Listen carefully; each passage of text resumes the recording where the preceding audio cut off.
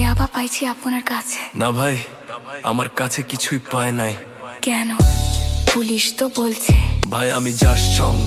কার সঙ্গ? ভাই আমি ঘুরতে বের হয়েছি। হ্যাঁ তো ইয়াবা কার কাছে পাইছে তাহলে? গাড়িতে পাইছে। এই গাড়ি কার? আপনি তো ছিলেন একসাথে। আমি তার সঙ্গ, আমার কি দোষ? আচ্ছা আপনার নাম কি? আবার নাম বলা লাগবে? বাড়ি কোথায় তাও বলা লাগবে? সুন্দর করে তাকান তো, ভিডিও করি।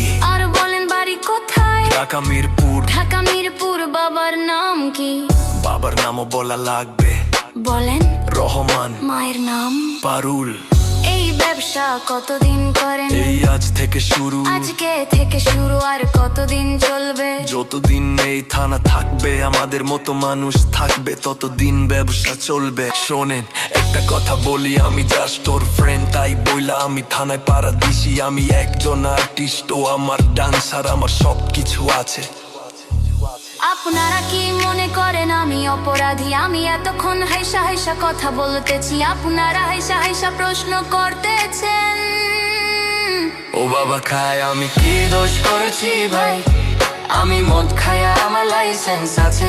আমার লাইসেন্স করা, আমার বাড়ির লাইসেন্স করা। আমি মদ খাই। ও বাবা খাই, আমি কি দোষ করেছি ভাই? আমি মদ খাই, আমার লাইসেন্স আছে।